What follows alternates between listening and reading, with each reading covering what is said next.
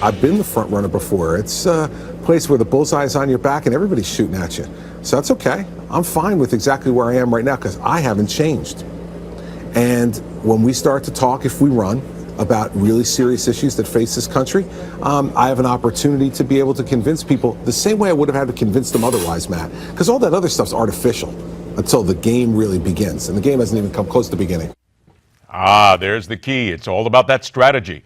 Our guest worked in the George W. Bush, John McCain, and Mitt Romney campaigns, a veteran GOP strategist and now partner at Hamilton Place Strategies. Let's first welcome Matt McDonald to MidPoint, and also the former Deputy Staff Secretary to President Bill Clinton, veteran Democratic strategist David Goodfriend. Gentlemen, thanks so much for being here today. Thank you. Thanks for having me on. All right, let's see if we can stir up some support here and get everybody excited. And I'll throw this open to whomever wants to take a first shot at it. Here we have new candidates every day. They're all talking about, well, maybe they're not even talking about what they want to do. No policies, maybe old policies. I'm going to do this. I want to be your champion. How are you going to keep the voters interested until November 2016 and keep them from falling asleep?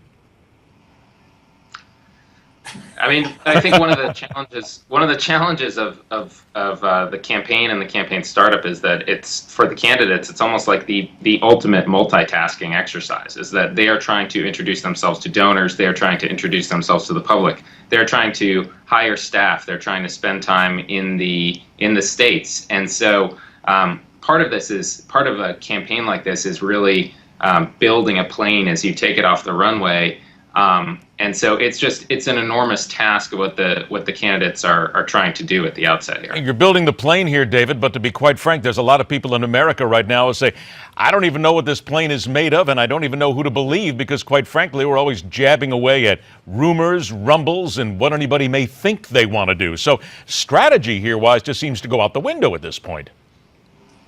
Well, I don't know. You're dealing with some very seasoned candidates all around. I will say this. Those of us in the political sphere and in government and in public policy are always amazed to learn how most Americans really tune into an election very, very shortly before Election Day. A lot of the early polling, a lot of the early modeling is irrelevant because people's attention, true attention, focusing on the issues and the candidates really comes fairly late in the game. I want to stop you right there for 1 second, David, because I want to hit what you just said here and focus on that. And you talked about the polling. We are bombarded with polls almost every single day. It seems about something different. But I'm going to, and Matt, I'm going to ask your comment on this in a second, but David, you first. You just told us those polls don't mean anything. My goodness, David, what are you saying? All those pollsters are sitting out there right now saying, we have to go attack David Goodfriend. You're taking us out of a job. There's a pretty big industry out there that wouldn't like to hear that. It's true. But the question is always, if the election were held today, well, that's now 18 months in advance, and a lot's going to happen between now and then. I also think I started to say there is a primary going on. Very soon, you'll see early voting states like Iowa and New Hampshire actually see voters go to polls. At that point, the state-by-state polling starts to matter more. But if we're just talking about the general election, people's attention to it and their focus on the candidates very often occurs much later than we politicos would like to admit. And I think that's a very important thing to keep in mind, because so much of the early posturing is just that, it's posturing, and the decision making by voters happens very, very much later. But I defer to my Republican colleague here who's worked on more campaigns than I have to comment on that. Maybe he disagrees. Well, that's what I wanted to get, Matt, because here we are now with everybody talking and all of these different polls out. Do they really make any difference 90 days, 6 months, a year and a half down the road to actually Election Day?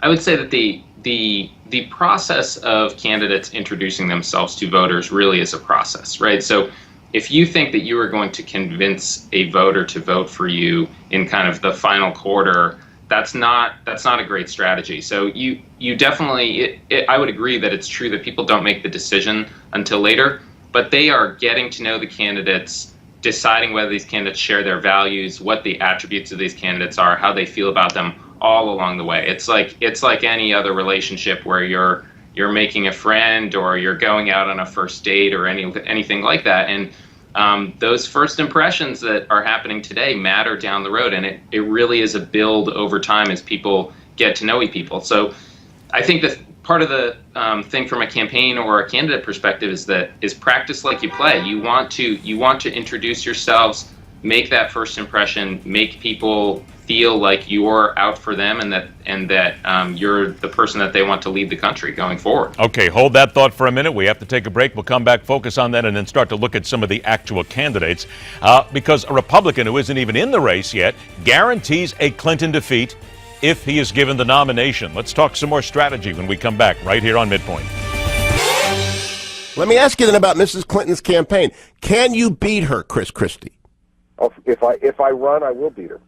So if I were to run, I think Pennsylvania is a state that is very much in play. I think New Mexico is a state that's very much in play. I think the state that I'm in today, New Hampshire, is a state that would be very much in play. And so, let's start off with those three. Back to work with veteran GOP strategist Matt McDonald and veteran Democratic strategist David Goodfriend. We put the veterans on this show. We don't fool around. Matt, I'm going to start with you on what Christie said. Isn't that a great example, though, of good strategy? Because what he does is Christie seems to drop things in breadcrumbs here and there. Little drop here, little drop there. He doesn't come right out and try to hit you over the head with it, but he seems to be playing it perfectly in order to remake himself and get himself ready so that people don't forget him. Yeah, I think, Christie's an interesting example of a candidate who's been on a bit of a public roller coaster over the past year plus, but I think he's also an example of how interesting the Republican field is. I mean, there are a host of candidates, each of which has a skill or a compelling rationale of what they're bringing to the table, and Christie certainly falls into that category. And in terms of being able to beat Hillary Clinton, the candidate who isn't going to beat her is the one who's going to say at this point, yeah, I don't know, maybe I'll beat her, I'm not sure. Isn't that, though, part of it's got to be memorable when you say something. It's the 10-second soundbite theory that we live in right now, and what he just said is memorable, positive or negative. That's going to last with him right up until the convention. Yeah, I think that I think that that's one of Christie's attributes, is that he is a presence on the campaign trail, and he leaves an impression in people's minds, and that's great. I mean, I think the interesting piece about the clip you just showed is that over time, and this is early, so the people who are following this are real junkies, and that's great. But over time, candidates have to be real careful about how they play into process arguments or this state or that state. They want to be focused on their message and what they're going to do for people and what they're bringing to the table for people, and ultimately connecting with people and not pundits, right? All right, now to that point, when we talk about being real careful, David, Hillary Clinton recently said, before I roll out my policies, I want to hear from you on the front lines. That's what she's saying right now. But to a lot of people, that would indicate that maybe, well, she wants to change to fit. She really doesn't have any conviction. She wants to then find out where the water's flowing so that she can go there. Isn't that not a very good idea? Don't you have to come out and say what you mean and stick by it?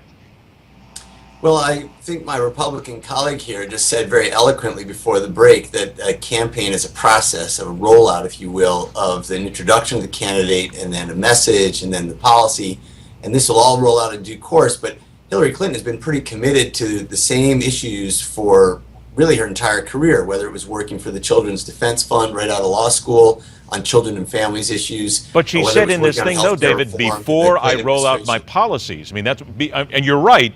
She seems to always be very solid, but she said, before I roll out my policies. Shouldn't her policies today be exactly what they were all these years so that she sticks by them? Well, she wants to make the campaign about really the middle class and income disparities and wage stagnation. She's made that clear. And I think in her rollout video, she presented a portrayal of America through her eyes, a very diverse America, but an America concerned about being able to keep up economically. So what you'll find come next month when the campaign is formalized is a policy answer to a lot of the issues that she's framing now. But I will say this, I want to go back to the Christie statement, if I may. Sure. There's a link here in this conversation we're having. All the attacks on Hillary from the various Republican candidates makes sense because that's the one thing they can agree on. But right below that level is a virtual civil war in the Republican Party over things like gay marriage, gay rights, renewable energy, things that ought to be sort of behind us by now, but there's some real staunch true believers on both sides.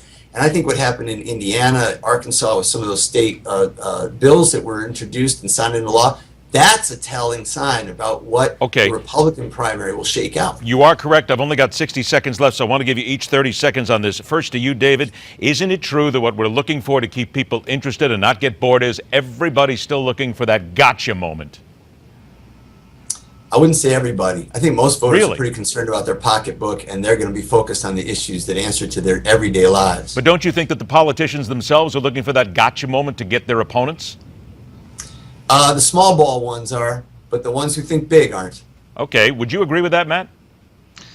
Well, I think what you're going to have here as the primaries proceed is that on the Republican side, gotcha or not gotcha, policy or light policy or just politics is going to be a really dynamic and interesting debate. And it's going to be the inverse of what happened in 2008, where Hillary and Obama were going at each other for a long time and nobody was paying attention to McCain. It's going to be the reverse, is that Hillary is going to be comparatively less of a story as compared to all the action that's going to be going on the Republican side. And I think, to your point, she needs to use that time to really articulate what the rationale for her candidacy is, because that is what tripped her up in 2008 against Obama the first time, and it doesn't seem like she's solved the answer to that question yet. There you go. Everybody else goes for the 10-second soundbite. I go for the veterans. Matt McDonald and David Goodfriend. Gentlemen, thanks so much for joining us. We'll talk to you again. Thanks for having us. Take care. The next major terrorist attack might not have to involve planes and buildings. Next on MidPoint.